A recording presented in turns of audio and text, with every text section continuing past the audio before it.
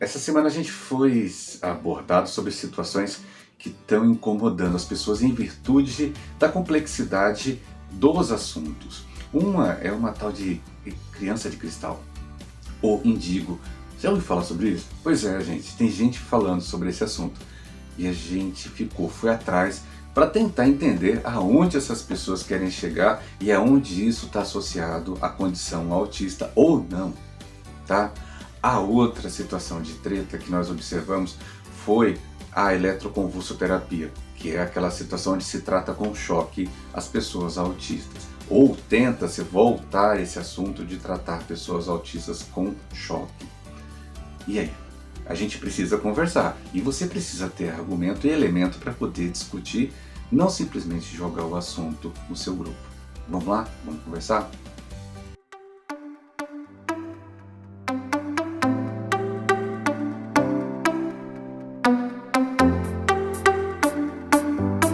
Gente, essa situação, a primeira situação que a gente quer conversar, primeiro, né, eu sou Alexandre Soledade, esse é o meu mundo autista, eu prefiro ao contrário, esse é o meu mundo autista e quem conversa com vocês é o Alexandre Soledade. Muito obrigado e que prazer que você está aí assistindo. Obrigado pelos comentários do último vídeo, do último áudio. Vale muito a pena esses feedbacks que vocês nos oferecem. Gente, tem uma situação, condição chamada indigo, ou criança de cristal. Nós observamos que muitos pais, quando de repente percebe que seu filho, sua filha tem uma condição ou um comportamento diferenciado, há uma necessidade muitas vezes dos pais e mães em buscar uma resposta que talvez não venha. Então a criança de repente é educada demais, ela é quieta demais, ela não se socializa, prefere ficar sozinha, ela não quer perturbar ninguém, ela foge de qualquer tipo de discussão. Aí criaram um termo para isso chamado criança de cristal. São crianças inteligentes, mas elas não querem treta, não querem confusão e assim por diante. E qual que é o problema? Não tem problema. Mas já pensaram que tudo isso que eu falei até agora não lembra traços de uma criança também normotípica e também de uma criança atípica, de um autista? Então fica aquela dúvida, será que os pais estão de repente procurando uma resposta numa condição muitas vezes astral para justificar o comportamento dos seus filhos? E a gente não pode esquecer, tá, gente? Nós estamos vivendo a geração alfa, uma galerinha que está crescendo, que tem outro comportamento perante as relações sociais.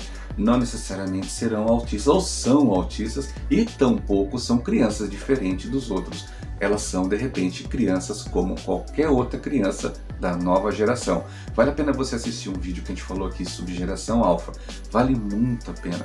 Para que você de repente não fique de repente tornando o seu filho muito maior do que a condição que você acha que é. Então, e tem muita gente ganhando dinheiro com essa história de criança de cristal. Gente, isso acontece. A segunda treta, a gente não quer ficar muito tempo falando da criança de cristal, porque, nossa, que situação, né? Mas a segunda situação que a gente gostaria de conversar é muito mais preocupante, que é a situação da eletroconvulsoterapia. O que você acha sobre o retorno de algo que foi parado lá na década de 70, em que as pessoas falam assim, chega, não vamos trabalhar mais com essa situação porque é uma situação complicada. E de repente, do nada, os cientistas pedem novamente autorização para trabalhar com crianças observando essa condição. Esse tipo de tratamento, um tratamento em que utiliza-se o choque para que possa corrigir comportamentos indesejados de uma pessoa autista. E incrível, gente, todas as vezes que a ciência quer fazer experimento, ele não fala a pessoa, ele fala da patologia, do diagnóstico da doença. Pode ver que todas as referências, autorização para tratar autista, autorização para tratar autista, e não pessoa. Parece que a ciência muitas vezes esquece que existe uma pessoa ali. E essa pessoa vai ser um cobaia de um experimento, que lá na década de 70 a gente observou. E muita gente fala, mas mudou. Gente, a eletroconvulsoterapia é usada até hoje. Muitos pacientes esquizofrênicos usam a eletroconvulsoterapia, mas agora eles querem utilizar com a pessoa autista. Querem ver dados da pessoa autista, mas pode reparar, só falam, vou usar no autista. É como se o autista fosse um cobaia. A gente precisa ter um pouco mais de bioética. Muita coisa está voltando a acontecer e muita gente está permitindo, inclusive pais.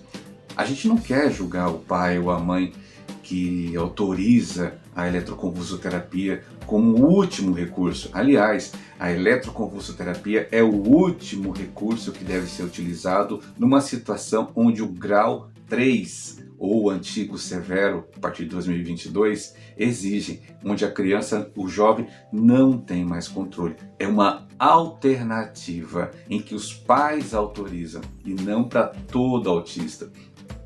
Então, quando o cientista vem novamente com essa treta, o autista começou a se mexer em todas as comunidades, todo mundo começou a falar, todos aqueles da sociedade.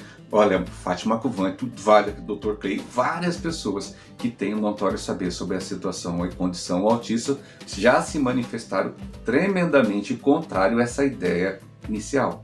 A gente precisa de mais informação e não liberar assim simplesmente para que as pessoas, a pessoa, lembra, é uma pessoa que está ali, ela vai receber um tratamento que é extremamente poderoso, que vai ter forte influência, que muitas vezes vai provocar comportamentos inclusive inesperados para ter um controle de um comportamento. Não bastasse todas aquelas terapias comportamentais que não são aquelas que a gente sempre defende, a gente fala muito bem delas, existem outras terapias comportamentais que parecem que querem condicionar agora a choque a pessoa autista. Ah, você não está tendo um comportamento, tome-lhe choque. A gente sabe que não é assim, não é uma ferramenta, mas quando você imagina o que as pessoas estão falando, estão pretendendo, a gente sim fica temerário. Você é pai de autista? Tu é mãe de autista? Então, mas você é nível 1, nível 2, você não pode argumentar, você não pode falar. Claro que pode, porque se a ciência começa a permitir que seja feito, daqui para frente tudo vai ser permitido. Lembra, pouco tempo atrás nós estávamos conversando sobre situações ligadas ao ensino. Agora já tem gente falando que é para separar a pessoa autista porque atrapalha as nomotípicas na sala de aula. Então presta muita atenção que nós temos que estar muito mobilizados. Mobilizados sim, para que de repente essa situação não vire seja a primeira situação a ser atuada. Enquanto isso, situações mais importantes como o canabidiol está parado no Congresso, porque alguém acha que o canabidiol é a maconha, na verdade é um outro produto. Então existem situações que são mais importantes para o tratamento. Quando eu falo tratamento da qualidade de vida da pessoa autista, existem outras situações que estão paradas no Congresso porque ninguém quer mexer. Agora, uma coisa que foi abolida lá na década de 70, querem trazer de volta aparecendo que é a solução.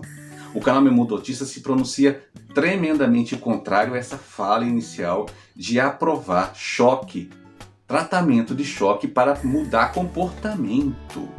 Comportamento com choque? Mas ele é nível 3. Gente, pelo amor de Deus. Tá? A gente tem que entender que existem outras metodologias para gerar o comportamento. E que tal, de repente, investir em terapias e tratamentos alternativos e comportamentais no SUS, que sumiu, que a gente não encontra?